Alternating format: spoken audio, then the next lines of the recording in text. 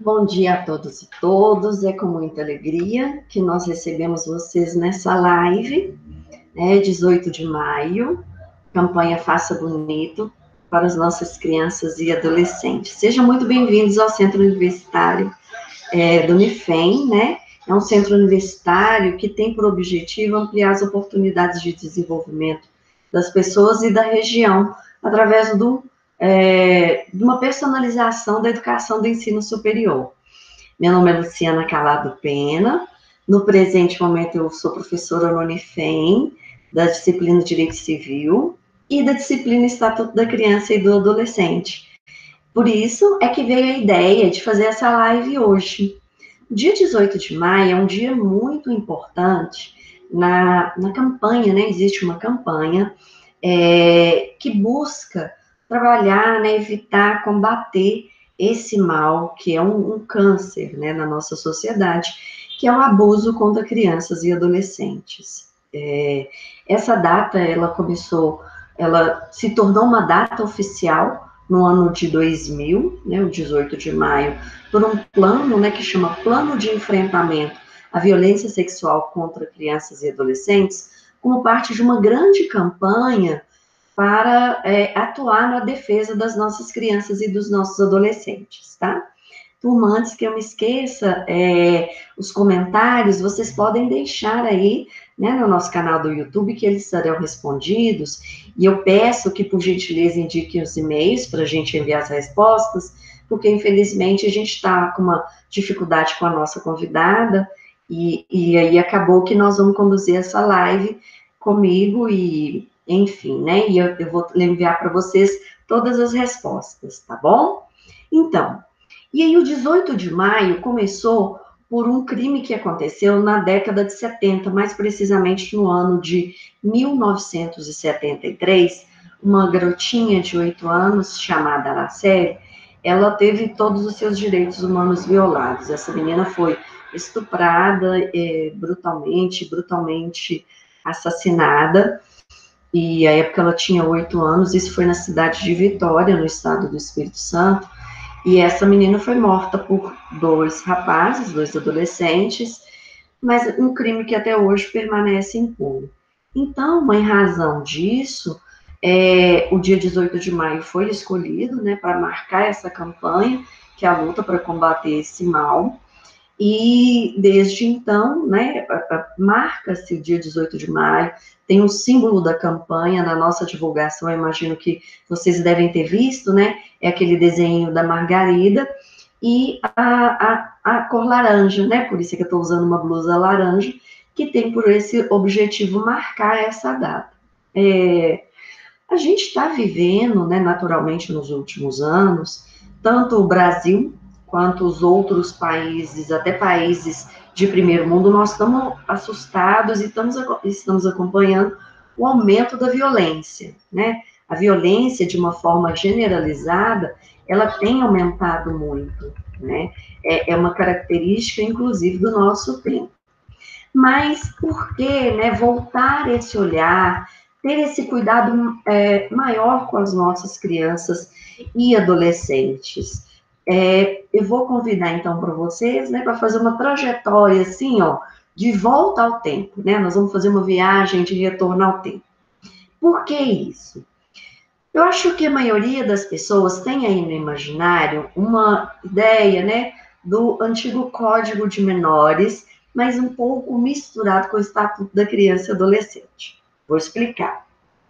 O Estatuto da Criança e Adolescente é uma legislação que foi publicada na década de 90. É a Lei 8.069 do ano de 90. Inclusive, esse ano, né, ela está completando 30 anos também, essa legislação. Essa legislação ela é muito importante porque ela trouxe uma nova perspectiva na proteção da criança e adolescente. Antes do Estatuto da Criança e Adolescente, a gente tinha uma legislação que era chamada de Código de Menores. Daí que, às vezes, quando a gente fala da proteção à criança e adolescente, vem na nossa cabeça uma ideia assim desse Código de Menores. Porque qual que era a preocupação dessa legislação? Que, aliás, é uma legislação que foi concebida à época da ditadura. A preocupação era com a institucionalização das crianças. A gente falava do menor infrator. A preocupação era única e exclusivamente promover algum tipo de punição àquele menor, né, seja criança, adolescente. O Código de Menores não fazia essa diferença, né? Então a preocupação era trazer, gente, a punição para esse menor que cometia alguma infração. Era essa a ideia. E, além disso, a preocupação também era com o assistencialismo, sabe? Era dar, né, às crianças que eram abandonadas, os menores órfãos, condições mínimas só para sobrevivência mesmo. Era essa a ideia desse antigo Código de Menores. Aí, o que aconteceu? Em 88 foi promulgada a Constituição, né, Constituição Federal de 1988, e é um marco na nossa legislação. Um marco porque essa legislação, inclusive, é chamada de legislação cidadã, né? É a legislação que mudou muita coisa para a gente, né? Mudou a nossa concepção. Nós passamos a entender que todos nós somos sujeitos de direito. E isso aconteceu também com a criança e adolescente. Como que era antigamente com os menores, né? Muitos de nós ouvimos histórias dos nossos avós, e a depender da nossa idade, né, quem tiver a idade próxima à minha, nós vivemos de uma época que a nossa forma de educação, a preocupação, era baseada no medo e na ameaça, não era? Né? Era o couro, era o castigo, né? Aquelas histórias da correia, de ajoelhar no milho, né? Era essa a ideia, né, para poder disciplinar. E aí houve uma mudança na concepção. O que aconteceu foi que o artigo 227 da Constituição, o que ele trouxe para nós? O que a família, a sociedade e o Estado, esses três entes juntos, eles devem dar total proteção à criança e adolescente. Tem uma coisa que chama de doutrina da proteção integral, que foi reforçada também pelo Estatuto da Criança e Adolescente, e essa doutrina da proteção integral, essa proteção absoluta, nos colocou a responsabilidade de proteger nossas crianças e nossos adolescentes. Então, mudou o foco.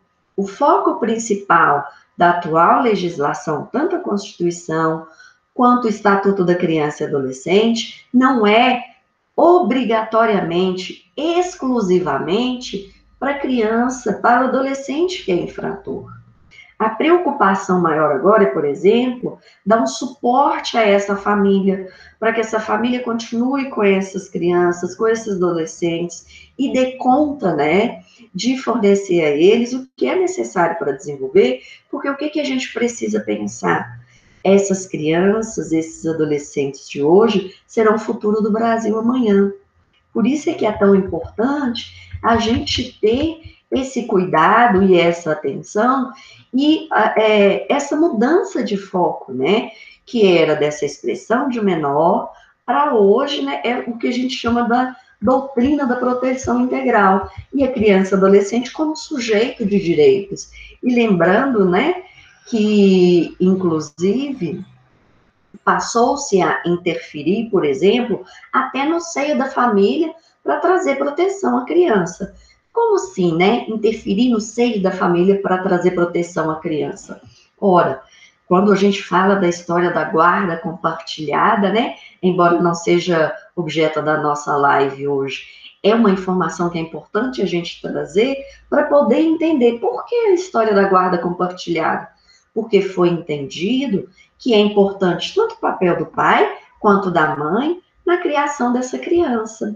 Hoje, a criança é encaminhada para uma adoção somente depois de se verificar que o pai não tem condição, a mãe não tem condição, os avós não têm condição, os tios. Hoje a gente fala uma coisa de família ampliada, né? Essa família maior que acolhe as crianças e os adolescentes. Então, só se for demonstrado que essa família ampliada, né, família de pai e mãe, e a família ampliada não conta, né, e esse dar conta não significa necessariamente falta de recurso financeiro, tá? Isso vai ser verificado no caso concreto, mas se verificar-se que não é possível a criação de forma adequada dentro dessa doutrina da proteção integral, né, que confere essa absoluta prioridade, por exemplo, em políticas públicas, e quando eu falo do 18 de maio, eu falo de uma política pública, é uma campanha de conscientização, então é a absoluta prioridade que o nosso Estado deve dar por causa desses sujeitos que são sujeitos de direito e que serão o futuro do nosso país. E aí, ao início da nossa fala, o que a gente falava, né? Como vocês, nós começamos falando do quê? Da violência, né? E é um problema sério que nós vivenciamos hoje, né? Em todas as esferas. Obviamente que a nossa legislação sempre deu uma prioridade maior à questão da violência no que se refere a crimes contra a vida, né? Quando uma pessoa mata alguém, a gente do direito tecnicamente fala crimes contra a vida, e crimes contra o patrimônio, que são os furtos e os roubos, né? A violência, ela é caracterizada por vários pesquisadores, né? Por exemplo, tem uma pesquisadora, perdão, que chama Hannah Arendt, e a Hannah, ela fala assim, que a violência vem de um lugar, né, de um imaginário nosso, que tem a ver com força, com poder, com disputa de poder, com questão de autoridade, tá? Só em linhas gerais, para não ficar com muito conceito, senão fica uma coisa mais, fica chata a nossa live, não é essa ideia de jeito nenhum. Então, além disso, a gente tem uma filósofa aqui no Brasil, que essa filósofa chama Marilena Chaui, e aí ela fala também sobre violência, e fala a partir de o que ela chama de dispositivos, sabe? Dispositivo jurídico, né, que caracteriza para a gente que é do direito, caracteriza o que é violência, mas ela traz outros dispositivos, e aí se eu puder usar um sinônimo, eu vou falar assim, viés, né? Outros vieses que abordam violência também. A gente pode falar violência como um fenômeno social, né? Que a gente está vivendo hoje, especialmente quando a gente fala do isolamento, né? Eu tenho dito para os meus alunos, nós estamos vivendo um momento que ninguém está normal, né? Essa questão da gente, do medo, da gente não saber como que vai ser o futuro, dos nossos trabalhos, como que eles ficarão, né? A gente sem poder exercer na sua plenitude o nosso direito de ir e vir, tá? Então, isso está alterando o nosso comportamento de uma forma geral, né? Mas a Marilena Chaui também fala da violência como um viés, como um instrumento de exclusão, né? E como seria esse movimento de exclusão? É quando ela fala principalmente da desigualdade social, né? E aí é a violência quando a gente exclui as pessoas que têm um poder aquisitivo um pouco menor. E, por fim, o problema da violência é que a gente está acompanhando ultimamente, até né, pelos nossos jornais, pelas notícias que a gente tem acesso, como se a violência fosse um fenômeno pontual de uma pessoa específica que comete um crime hediondo, né, naquele momento, naquele lugar, do bandido, né, o bandido bom é um bandido morto, como se fosse algo assim, generalizado de um grupo específico que a gente poderia conter ali. Então, a primeira coisa que a gente precisa desmistificar para continuar a nossa live, é pensar que a violência é algo que está até generalizado, é algo até instintivo, que vem da gente, né? Que vem da nossa condição de ser humano, aliás, até porque foi por muito tempo, né, no nosso momento primitivo, foi isso, inclusive, que contribuiu para que nos mantivesse vivos, né? Nós chegássemos até aqui. Foi a gente conseguir dominar.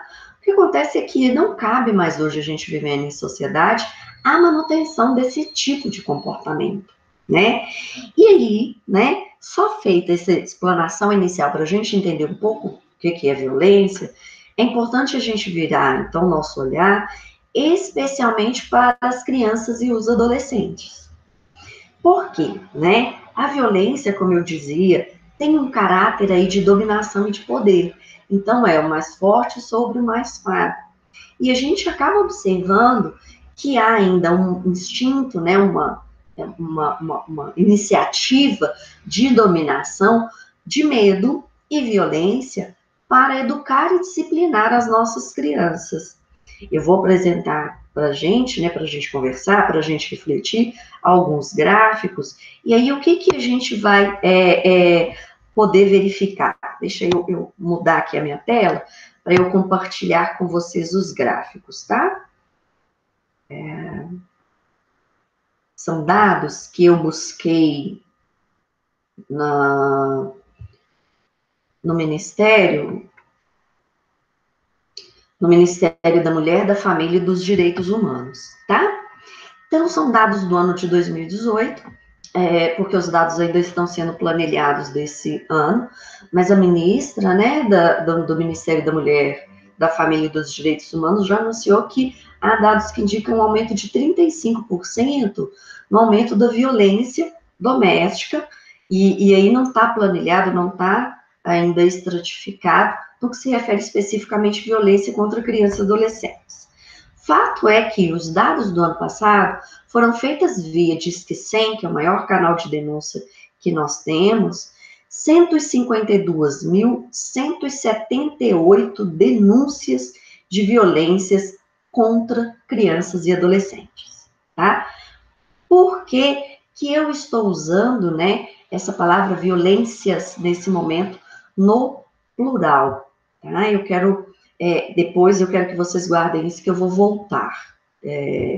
Então, como são essas violências, né? A primeira delas, né, dessas 152.178 denúncias, delas, 72,66% foram denúncias que vêm de uma tipo de violência que a gente chama de negligência. Negligência com a criança, negligência com o adolescente. O que é uma negligência, né? Quando eu deixo, por exemplo, de enviar essa criança para a escola, quando eu deixo de alimentar essa criança, quando eu deixo de colocar roupa de frio, ensinar noções de higiene, isso tudo são caracterizadas como formas de negligência. O segundo, né, segundo tipo de violência que foi caracterizado dentre essas denúncias foi a violência psicológica. Desse percentual, né, desse número de violência, desse percentual de denúncias que foram realizadas, 48,76% foi de violência psicológica. E é um dado interessante para a gente refletir que muitas pessoas não param para pensar do que é uma violência psicológica, né? E o mal que isso pode acarretar para nossas crianças e nossos adolescentes. Então, o que é uma violência psicológica, né? É quando a gente, né, na hora do disciplinamento, fala, você é burra, né, com a criança, você é burra, você não sabe fazer esse dever. Não é possível que você não consegue entender uma separação silábica. Você está muito gorda, né? Tem pessoas que falam assim com as crianças. E isso é um tipo de violência também, né? Violência física, ela alcança 40,62% da violência, tá? E a violência sexual alcança 22,4%, alcançou dessas 52.178 denúncias de violências que foram feitas. É importante entender que a gente estratificou aqui, né, para fins de compreensão e facilidade da nossa live e a comunicação com os nossos interlocutores, com as nossas interlocutoras, mas pode acontecer de vir tudo junto e misturado, tá? Isso é só para fins de discussão mesmo. E vejam, né, que dado importante que eu trago para vocês. Dessas, né, das vítimas dessa violência, a gente faz também um planilhamento no que se refere ao sexo. 48,16% das vítimas foram meninas, 40,24% foram meninos e 11,6% não foi informado no momento da denúncia qual o sexo da vítima, né, da criança adolescente. Faixa etária, é muito importante a gente levar em consideração a faixa etária das crianças para entender qual é a importância da sociedade na atuação no momento da gente contribuir para fazer campanha de conscientização e até mesmo atuar. denunciando uma situação que a gente está observando. Porque, vejam bem, dessas denúncias que nós estamos tratando, eu vou arredondar para 153, só para facilitar a nossa fala, 17,84% das crianças que sofreram violência tinha de 0 até 3 anos de idade. Se vocês observarem essas duas colunas maiores, 4 a 7 anos representam 21,48% das crianças, 8 a 11 anos, 20,1%, 12 a 14, 17,44%. Significa dizer que a maioria das crianças e adolescentes que sofrem violência são idades que elas não têm condição nem mesmo de compreender que elas estão vivenciando uma situação de violência. Daí a importância de campanha de mobilização e a atuação de todos os setores da sociedade, né? Por exemplo, a escola, na hora que a escola faz a denúncia, porque acaba que quais são, né, quais seriam, em princípio, os maiores agressores e onde que acontece o maior índice de violência contra criança e adolescente? É dentro de casa, lamentavelmente. Não que no espaço público, né, fora, na rua, isso não aconteça. Mas como a criança passa a maior parte do tempo dentro de casa ou na escola, acaba que o índice de violência dentro de casa é muito grande. E como as maiores cuidadoras são as mães, o que a gente observa?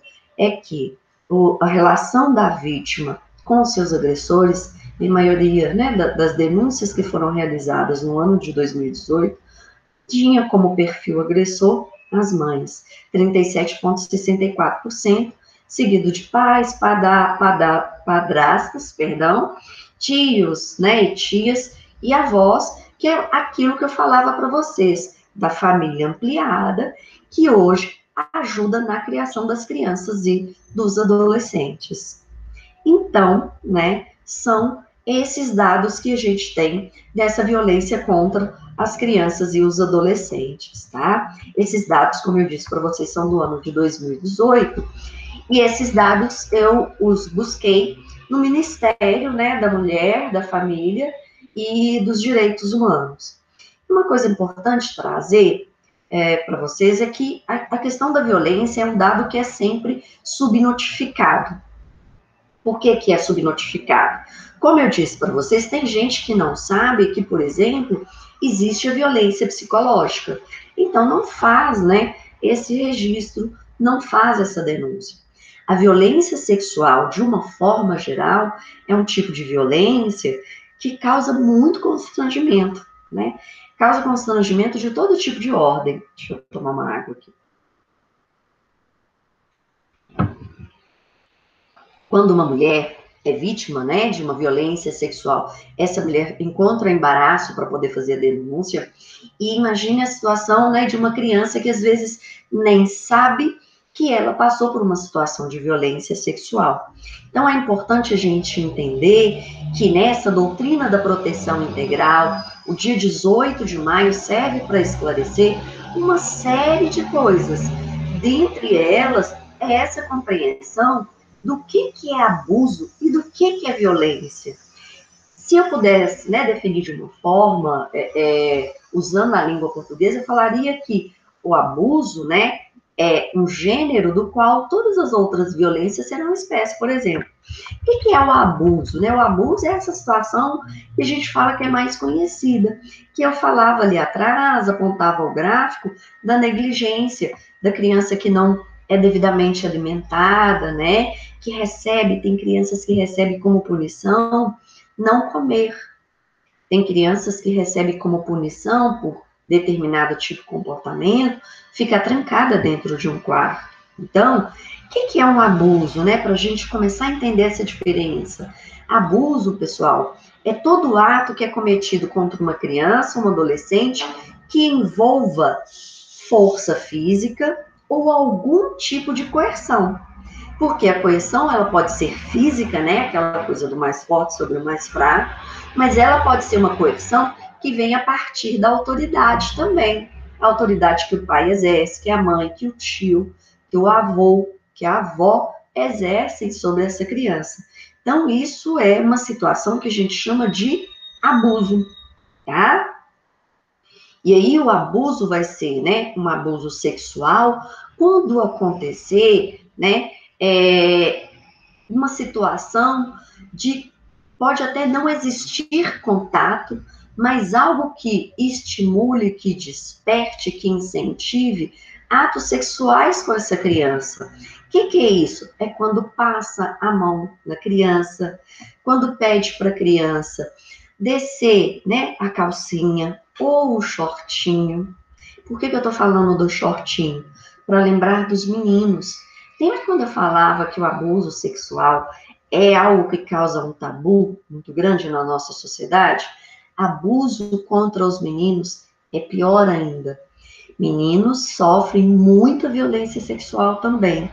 Só que, se para as meninas já é difícil notificar, para os meninos é mais difícil ainda, porque é um tabu muito grande da nossa sociedade, tá? Então, a gente tem até que diferenciar o abuso sexual, né, que é quando acontece o uso sexual, né, eu estou chamando de uso, né, a exploração, não quero usar a palavra exploração por enquanto, mas o contato, né, eu desperto, eu uso a criança com penetração ou não, e aí essa penetração pode ser de pênis, mas pode ser um ato sexual que envolva sexo oral, né, lábios, ou eu estimulo a criança a fazer, ou eu faço na criança, ou introdução de dedos nas partes íntimas da criança, tá?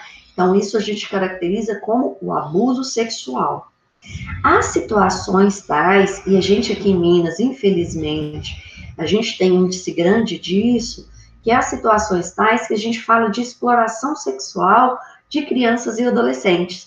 Como a Minas é um estado grande, a nossa malha viária, ela é muito grande. E aí, em razão disso, há pontos, né, na nossa malha viária, ao longo da nossa rodovia, em que crianças e adolescentes são levados para prostituição, né? E quando eu falo de exploração sexual, qual que é a diferença da exploração sexual para o abuso sexual? Na exploração sexual, eu tenho uma situação em que, vamos usar uma linguagem que fica, né, mais fácil para a gente entender, eu tenho um cafetão, eu tenho uma pessoa que agencia, né, que usa essa criança para que troque esse ato sexual com a criança em troca de algum benefício financeiro, ou um presente, ou algum tipo de vantagem econômica, que pode ser, inclusive, alimento, tá? Aqui no Brasil, o que a gente tem também que é importante falar? A história da exploração sexual para o turismo, né? Lamentavelmente, nós recebemos muitos estrangeiros que vêm ao nosso país em busca do turismo sexual, e aí nossas crianças e nossos adolescentes são oferecidos, né, como moeda de troca, né, como atrativo para esse tipo de prática, né? Hoje, por causa da tecnologia, nós temos umas práticas, né, de abusos, de violência, perdão, contra crianças e adolescentes, e que acaba sendo muito comum, né? Por exemplo, que é a troca de nudes por WhatsApp. Isso entre adultos, hoje em dia, está até muito comum. As pessoas são adultas, se elas sabem o que estão fazendo e têm consciência, né, até um certo momento, não há o que se interferir nessa relação, né, desde que não entre por uma situação, por exemplo, de que quando esses adultos vão usar, né, essa troca de nudes como moeda de chantagem, né, que aí é de uma outra ordem que a gente fala, que é violência contra a mulher. Contra crianças, tem até um nome específico que chama sexting.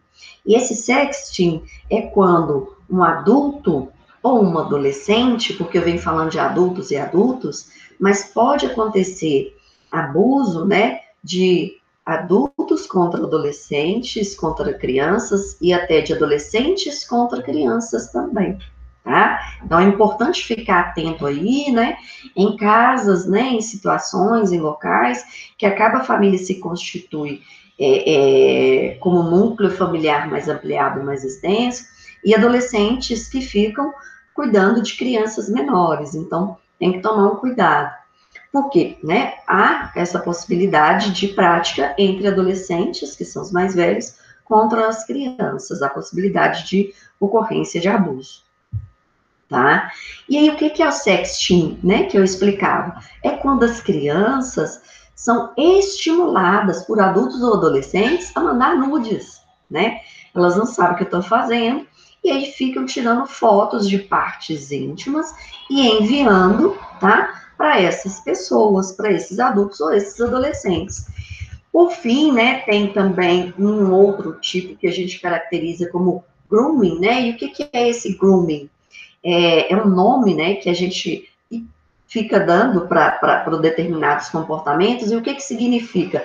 É o assédio sexual que é realizado contra criança e adolescente usando a rede de computadores, Facebook, salas de bate-papo, né, os chats, pelo WhatsApp, pelo Instagram, tá? Então, isso é chamado grooming.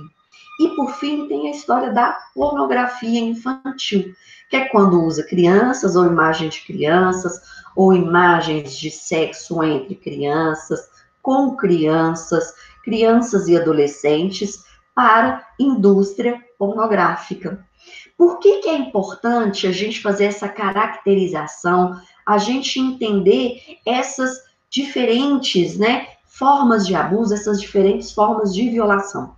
A gente do direito, a gente trabalha as situações de punição para esse tipo de comportamento. Então, a cada comportamento, há a sua punição, né, a sua legislação específica, que traz, né, o tipo de responsabilização e punição para o agente que praticou esse abuso contra criança e adolescente. Como eu dizia para vocês, né, o maio, 18 de maio, se tornou importante dentro de uma campanha, que é uma campanha muito grande, que chama Plano Nacional de Enfrentamento à Violência contra Criança e Adolescente. E aí, faz parte dessa campanha isso que eu acabei de explicar, né, da diferença do tipo de ato praticado, para entender que tipo de responsabilização que vai ser feita, qual que é o nosso papel, quando faz uma legislação, né, específica para fazer, né, a punição de um adulto, né, uma investigação de um adulto que comercializa a pornografia infantil. Né? É essa preocupação e esse plano de enfrentamento, ele foi estabelecido para dividir essas áreas de atuação. Então, é por isso que a gente vê, por exemplo, políticas públicas que estimulam a vacinação contra o sarampo. Isso faz parte dentro de um grande plano para proteger as crianças e os adolescentes, tá? Então, quando a gente fala desse grande plano, né, o abuso sexual, né, é o pior deles, se é que a gente pode colocar isso numa categoria de pior e não pior, ou menos pior, né, se é que isso pode ser dito, mas a ideia é trazer esse momento para a gente parar e refletir, né, do que está acontecendo. Nesse combate, né, ao abuso contra as crianças e adolescentes, a escola é um grande parceiro. Só que o que a gente vivencia hoje? As crianças não estão indo para a escola. Então, as crianças não têm essa possibilidade de acesso, né, à professora ou alguém na escola que vê uma marca, que aí pode, né, verificar o que é e fazer a denúncia, né, a quem essa criança cria uma relação de confiança e tem coragem de falar que dentro de casa ela está passando por essa situação de abuso, tá? E aí, nesse momento de isolamento social, as crianças estão, primeiro, né, dentro de casa. Então, como eu falava, né, elas estão, se o abuso está acontecendo dentro de casa, elas estão em tempo maior expostas a essa situação de violação. Então, isso tem a tendência de quê? De aumentar e não ter, né, a quem essa criança recorrer.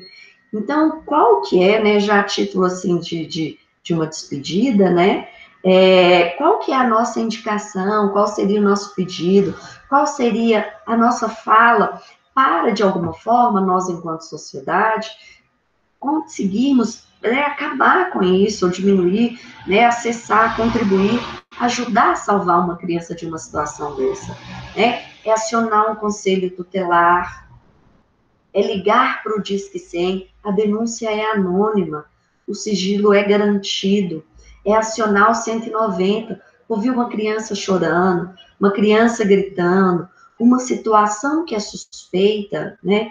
A gente faz esse apelo, né? Ligue, denuncie, porque pode estar salvando uma vida, né? Pode estar tirando a criança de uma situação de abuso tal que vai causar o mal que essa criança vai levar para a vida toda dela. Então, é muito importante que, né, como o próprio plano fala, né, esse plano de enfrentamento contra o abuso, contra a violência sexual, nós precisamos agir em rede, porque se a gente agir em rede, se cada um de nós fizermos o nosso papel, atuar de alguma forma, né, a Defensoria Pública, quando ela assume a defesa dessa criança diante de um processo, o Ministério Público, a Polícia Militar, a Polícia Civil, nós vamos conseguir, né? Nós precisamos combater esse mal. Então, já me despedindo, né? Eu agradeço a todas e todos vocês que estiveram conosco, né, nessa live, falando sobre 18 de maio, que é uma data muito importante, né? E aí, deixe seu comentário no nosso canal, deixe sua pergunta, deixe seu contato, que nós vamos ter o cuidado, né, para responder cada uma. E aí eu chamo cada um de vocês. Vamos cuidar da nossa criança e adolescente, né? O nome da campanha é Faça Bonito, cuide das crianças e dos nossos adolescentes. Vamos juntos cuidar do nosso futuro, do futuro do nosso país, tá bom? Foi um prazer estar com vocês. Meu nome é Luciana, professora lá no Unifem. Estamos aguardando vocês, tá? Com os comentários aí no nosso canal. Um grande abraço, se cuidem, lavem as mãos. Quem puder, fique em casa. Quem tiver que sair, use a máscara, leve seu álcool gel e se cuide, tá bem? Grande abraço, tchau, tchau.